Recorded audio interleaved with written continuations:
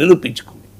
ఇది క్లియర్గా అసెంబ్లీ ఎన్నికల్లో కనిపించింది, లోక్సభ ఎన్నికల్లో తన స్ట్రెంగ్త్ నిలబెట్టుకుంది. మనకి ఇంకా టోటల్ ఓటింగ్ పర్సంటేజెస్ రావాలి. ఇప్పుడు మీకు అసెంబ్లీ ఎన్నికల్లో 40% వచ్చింది కాంగ్రెస్కు, లోక్సభ ఎన్నికల్లో 40% వచ్చింది. జూబ్లీ హిల్స్లో వాస్తవంగా మొదట్లో బీఆర్ఎస్ ఆధిక్యతలో ఉందని సర్వేలు ఇచ్చిన సమయంలో కూడా కాంగ్రెస్కు 40% ఓటింగ్ ఉంది. చివరికి 25,000 మేరతో గెలిచింది. మన సికింద్రాబాద్ కంటోన్మెంట్ గెలిచింది ఉప ఎన్నిక. క్లియర్గా సర్పంచ్ ఎన్నికల్లో తన ఆధిక్యం చూపింది. So there is a continuum. మీకు అసెంబ్లీ ఎన్నికల నుంచి మొదలైతే ఇప్పటి వరకు కాంగ్రెస్ తన ఆధిక్యతను కంటిన్యూ చేస్తూ వస్తుంది. దీనికి అధికారంలో ఉండడం కారణం అని అనొచ్చు, పోల్ మేనేజ్మెంట్ కారణం అనొచ్చు. బట్ ఏదైనా ఓవరాల్ పొలిటికల్ సిచ్యువేషన్ 2023 డిసెంబర్లో అసెంబ్లీ ఎన్నికల సమయంలో కాంగ్రెస్ ఆధిక్యతతో కూడిన రాజకీయ పరిస్థితి రిటైన్ అవుతోంది with some changes here and there. ఇది మొదటిగా మనకు కనబడింది. రెండవది, ప్రధాన ప్రతిపక్ష పదవి స్పేస్ కొరకు బీఆర్ఎస్ బీజేపీల మధ్య ఒక సంకుల సమరం అంటే కట్ త్రోట్ కాంపిటీషన్ జరిగింది. అసెంబ్లీ ఎన్నికల్లో బీఆర్ఎస్ తన అపోజిషన్ స్పేస్లో తానే ప్రధానమైన ప్రతిపక్షంగా నిరూపించుకుంది. కానీ లోక్సభ ఎన్నికల్లో చతికిలపడి బీజేపీ తన ప్రధాన ప్రతిపక్షంగా నిలబడింది. 35% ఓటింగ్, కాంగ్రెస్ 40% అయితే బీజేపీ 35% వచ్చింది. జూబ్లీ హిల్స్లో మళ్ళీ అడ్రస్ లేకుండా పోయింది. సో నేను అప్పుడు కూడా చెప్పేది ఏంటంటే ప్రధాన ప్రతిపక్ష పదవికి జరిగే రేస్లో క్లియర్గా బీఆర్ఎస్ ఈజ్ ద విన్నర్. అంటే రాబోయే రాజకీయం కూడా కాంగ్రెస్ వర్సెస్ బీఆర్ఎస్గా ఉంటుంది. ఇది తెలంగాణ రాజకీయంలో మేమే మనగాళ్ళం, మేమే మా వైపే చూస్తున్నారు, మేమే గెలవబోతున్నాను బీజేపీ చాలాసార్లు చెప్పుకుంటూ వస్తుంది. ఈవెన్ కేసీఆర్ సీఎంగా ఉన్నప్పుడు అదే చెప్పింది బీఆర్ఎస్ కారణం.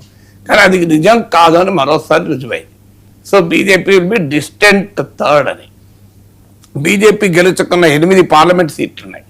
కిషన్ రెడ్డి పక్కకు పెడితే అది ఇంకెన్నికలు జరగలేదు. 7 పార్లమెంట్ సెగ్మెంట్లు మీరు పరిశీలిస్తే క్లియర్గా ధర్మపురి అరవింద్ అండ్ బండి సంజయ్ వీళ్ళిద్దరే తమ సత్తా చూపెట్టుకున్నారు. అవును, ఆదిలాబాద్ మున్సిపాలిటీ గెలిచినా అది ఎమ్మెల్యే సత్తా కనబడుతుంది. ఇక మీకు మిగతా ఎంపీలు ఎవరు కూడా మీకు పెద్దగా సత్తా చూపలేదు. రఘునందన్ రావు ప్రాతినిధ్యం వహించే మెదక్ జిల్లాలో బీజేపీ కనబడలేదు. మీకు డీకే అరుణ నియోజకవర్గం లేదు. ఈటల రాజేందర్ మీకు మేడ్చల్ ప్రాంతంలో లేదు. మల్కాజ్గిరిలో భాగమైన దగ్గర హుజూరాబాద్ కూడా లేదు బీజేపీ ప్రభావం. సో చాలా స్పష్టంగా మిగతా ఎంపీలు ఆ ప్రభావాన్ని చూపలేకపోయారు. ఎమ్మెల్యేలుగా చూసుకున్న ఒక ఆదిలాబాద్లో మాత్రమే ప్రభావం చూపెట్టారు. మీకు కామారెడ్డిలో గట్టి పోటీ ఇచ్చారు, మిగతా చోట పెద్దగా ఎక్కడ ప్రభావం చూపలేదు. సో అందువల్ల ఈ ట్రెండ్ క్లియర్గా ఏమవుతుందంటే బీజేపీది సమయానికి కొన్ని ఫ్యాక్టర్స్ కలిసి వస్తే పార్లమెంట్ ఎన్నికల్లో ఊపు రావచ్చు, కానీ క్షేత్రస్థాయిలో ప్రధాన ప్రతిపక్షంగా బీఆర్ఎస్ ఉంటుంది అని ఈ రిజల్ట్ చూపెట్టింది. వాస్తవంగా బీఆర్ఎస్ కనుక కాస్త గట్టిగా నిలబడితే వాస్తవం ఇంకెక్కువ సీట్లు వచ్చాయి.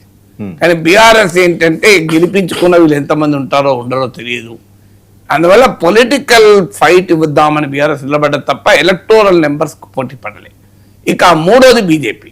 నేను మొన్న కూడా చెప్పాను, బీజేపీ రాష్ట్ర వ్యాప్త తన ప్రజెన్స్ చూపెడుతుంది. అఫ్కోర్స్ ప్రధాన ప్రతిపక్ష పొజిషన్కు బీఆర్ఎస్తో పోటీ పడి ఓడిపోవచ్చు, కానీ గ్యారంటీగా స్టేట్ వైడ్ ప్రజెన్స్ చూపుతుంది. ఇప్పటి వరకు ఉన్న ట్రెండ్స్ చూస్తే బహుశా 80% మున్సిపాలిటీ 70-80% మున్సిపాలిటీల్లో కూడా బీజేపీ ఎక్కడో ఒక చోట ఒక్కరన్నా కనబడుతున్నారు. నేను లాస్ట్ టైం 2 రోజుల కింద మాట్లాడి చెప్పాను, బీజేపీ ఫలితాలు చిరుకరించినట్టుంటాయి అంతటా అని. మీరు ఒక తెలంగాణ మున్సిపల్ మ్యాప్ వేస్తే అక్కడ ఇక్కడ కాషాయం కలర్ కనబడుతూ ఉంటుంది. ఇప్పుడు ఖమ్మం జిల్లా అశ్వరావుపేట ఎన్నడూ లేని ప్లేస్ కూడా ఒక సీట్ గెలిచారు. సో అందువల్ల బీజేపీ అది ఎక్స్పాండెడ్. నా అంచనా ఇప్పటి వరకు మనకు ఇంకా ఫైనల్ ఓటింగ్ ఫిగర్స్ రావాలి, టైం పడుతుంది. ఈజీగా 20% ఓటింగ్ అని పెట్టుకున్న స్కోప్ ఉంది. అంటే మీకు అసెంబ్లీ ఎన్నికల్లో 14% వచ్చింది, లోక్సభ ఎన్నికల్లో 35% వచ్చింది. అసెంబ్లీ ఎన్నికల్లో వచ్చిన 14 కన్నా ఎంత వచ్చినా బీజేపీకి భారీ విజయం అన్నట్టు. సో యాజ్ ఆఫ్ టుడే చూస్తుంటే 20% ఓటింగ్ వచ్చినా ఆశ్చర్యపడాల్సింది ఏమీ లేదు అని.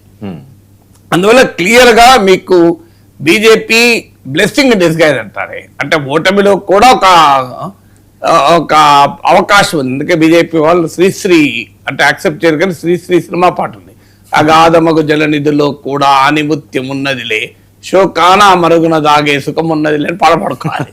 అదే మహాకవి శ్రీశ్రీ కవిత వాళ్ళు నచ్చకపోయినా పాడుకోవాలి. ఎందుకంటే వాళ్ళకి ఆ జలనిధిలో అగాధము జలనిధిలో కూడా ఆనిముత్యం కనిపించింది వాళ్ళకు.